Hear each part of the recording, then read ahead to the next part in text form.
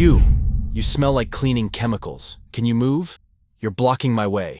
10-year-old Natalie Preston wrinkled her nose at the older man mopping the hallway of the Pentagon.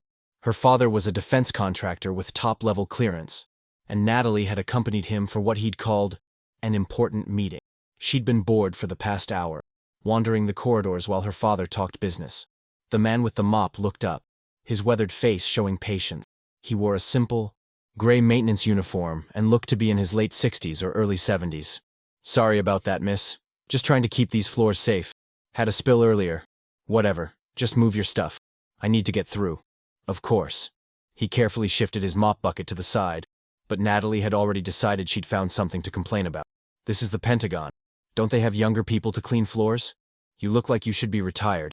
The man smiled slightly. I suppose I am getting up there in years. But I like to stay useful. Well, you should stay useful somewhere else. This is where important people work. Having old janitors around makes the whole place look bad. A woman in a military uniform passing by stopped and stared at Natalie with shock. Excuse me, young lady. You can't. I can say whatever I want, Natalie interrupted. My dad has meetings with generals. We're important. This guy's just a janitor. The officer looked like she wanted to say something else but glanced at the janitor, who subtly shook his head. She walked away, but not before Natalie caught her saluting the old man. That was weird. Why would she salute a janitor? So how much do janitors even make here? Natalie asked rudely. Probably not much if you're still working at your age. Enough to get by, the man said mildly, continuing to mop around her. I bet. My dad makes so much money we have 3 houses. How many houses do you have? Just one. But it's enough. For me. Natalie laughed. 1 house. That's so sad. You've worked your whole life and that's all you have? Maybe you should have made better choices. What Natalie didn't know was that the old janitor was General William Harrison, United States Army, retired, 4 stars, former chairman of the Joint Chiefs of Staff, advisor to 3 presidents, recipient of the Defense Distinguished Service Medal, Silver Star, Bronze Star with Valor, and Purple Heart. He'd commanded troops in 2 wars, overseen operations that saved countless lives, and spent 40 years in service to his country. After retiring from active duty 3 years ago, he'd returned to the Pentagon as a civilian advisor. But once a month, he did something unusual. He worked a maintenance shift alongside the regular custodial staff. He did it to stay grounded, to remember that every job in the Pentagon mattered, to honor the people who kept the building running while others got the glory. And right now, he was watching a privileged child demonstrate every lesson about humility she'd never learned. Tell me, he said conversationally, what does your father do? He sells weapons systems to the military. High-tech stuff. He says he's basically helping protect America. That's important work. Does he talk to you about it? Sometimes. Mostly he just tells me to stay quiet and out of the way during meetings. Like I care about boring military stuff anyway. I see. And what do you want to do when you grow up? Natalie shrugged. Something that makes a lot of money. Maybe a lawyer or a doctor. Something important, not like... She gestured at him dismissively. This. The general nodded thoughtfully. You know, some of the most important work in this building is done by people like me. The ones who keep everything clean, safe, functioning. Without us, all those generals and admirals couldn't do their jobs. Please. Anybody can push a mop. Not anybody can be a general. That's true. It takes years of training, sacrifice, and dedication to become a general. Much like it takes dedication to do any job well. Whatever. Just make sure you clean this floor properly. My shoes are designer, and I don't want them getting dirty from your cheap cleaning supplies. A door opened down the hallway, and Natalie's father emerged with several military officers. He saw Natalie talking to the janitor, and his face went pale. Natalie, get over here right now. Natalie rolled her eyes and started to walk away, but her father rushed toward her, his expression panicked. General Harrison, sir. I am so incredibly sorry. I didn't know my daughter was bothering you. Natalie froze. What did you call him? Her father grabbed her arm. This is General William Harrison. He's a 4-star general. He's basically the most important military advisor in this building. And you were, oh God, please tell me you weren't rude to him. The color drained from Natalie's face. She looked at the man with the mop, seeing him completely differently now.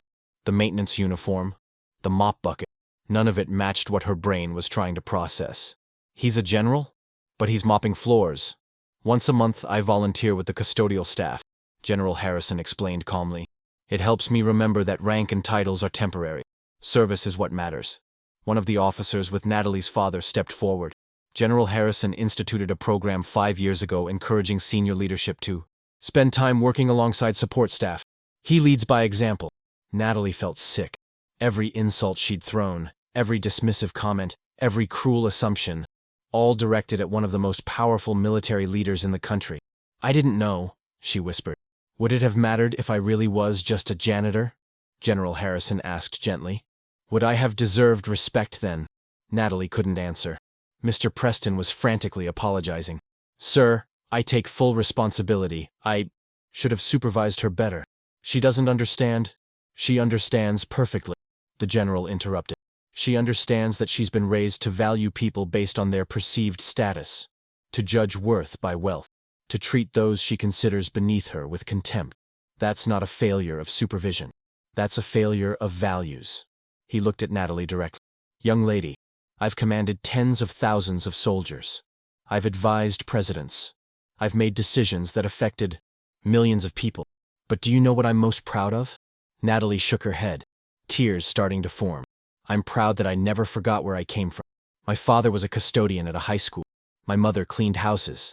They taught me that honest work has dignity, that every person deserves respect, that character matters more than status." He gestured to his maintenance uniform. "This uniform I'm wearing today? It honors people like my parents. People who work hard at jobs others look down on. People who deserve recognition, not contempt." One of the actual custodial staff, a woman in her 50s, had stopped nearby. General Harrison called her over. "This is Maria Santos. She's been cleaning this building for 23 years. She raised 3 kids on her salary here. 2 of them are now military officers. One is a doctor. Tell me, Natalie, is her work important?" Natalie nodded, unable to speak. "Tell me." Out loud. "Yes, sir. Her work is important." "Why is it important?" Because this building needs to be clean for people to work here. More than that. Maria and her colleagues create an environment where the people defending our nation can focus on their jobs. They ensure safety through cleanliness. They maintain order. They serve with dedication every single day, often without recognition or thanks. That's not just important. That's essential." Maria spoke up quietly. "General, it's okay. She's just a kid who needs to learn better before she becomes an adult who treats people like this permanently." He turned back to Natalie. "Here's what's going to happen. You're going to spend every Saturday for the next 2 months working with the custodial staff. You're going to learn what their jobs entail. You're going to understand the skill and dedication required. And you're going to apologize to every single person you meet." Mr. Preston nodded frantically. "Yes, absolutely. Whatever you think is appropriate. General, and you," Harrison turned to him, "are going to examine how you've been raising your daughter. Because contractors who work with the military are expected to embody our values. Respect, integrity, service. Your daughter's behavior suggests those values aren't being taught at home." Over the next 2 months, Natalie's Saturdays were spent learning what real work looked like. She mopped floors until her arms ached. She cleaned restrooms until she understood the skill required to do it well. She hauled trash, polished fixtures, and learned the names and stories of every custodial staff member. Maria became her primary mentor. "My son is a captain now," she told Natalie one Saturday. "He tells me that the general's program changed how officers treat support staff. They understand now that everyone's contribution matters." "Why does the general do this? Work alongside you when he doesn't have to?"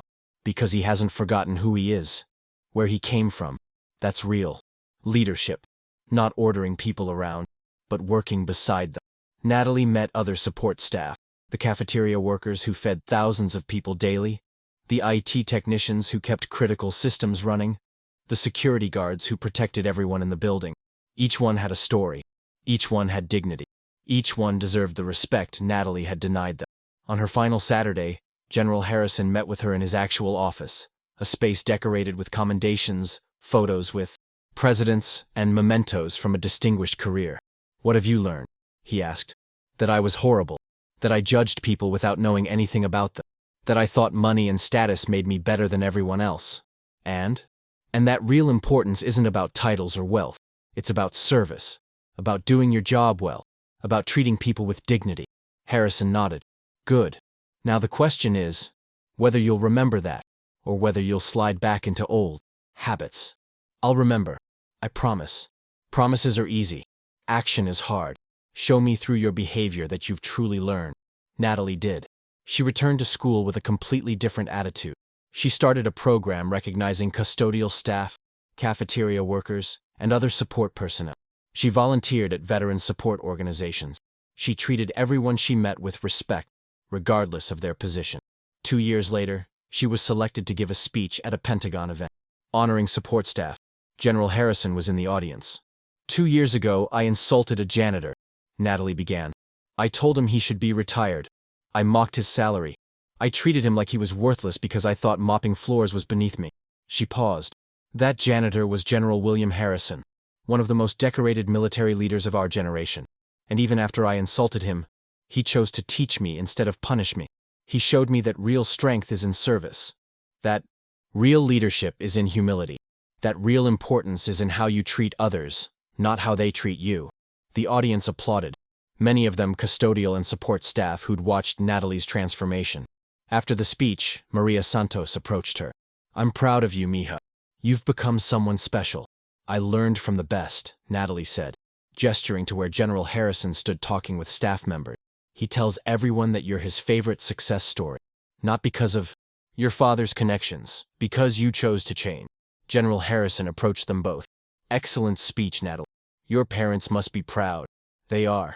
My dad completely changed how his company treats support staff.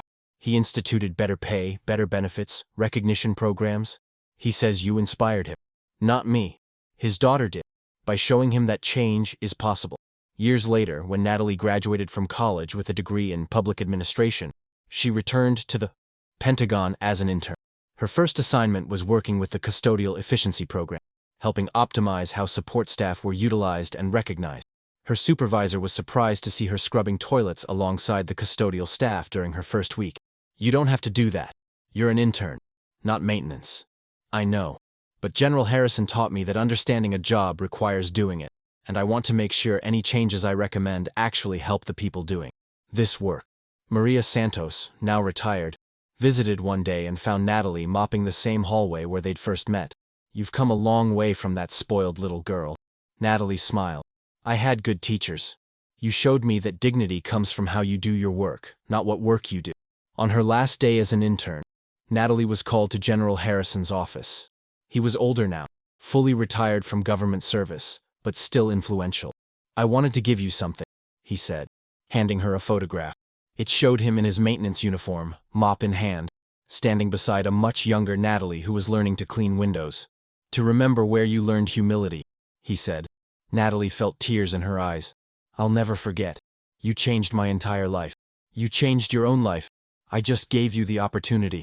Years later, Natalie rose through the ranks of public service, eventually becoming a senior administrator overseeing support staff across multiple agencies.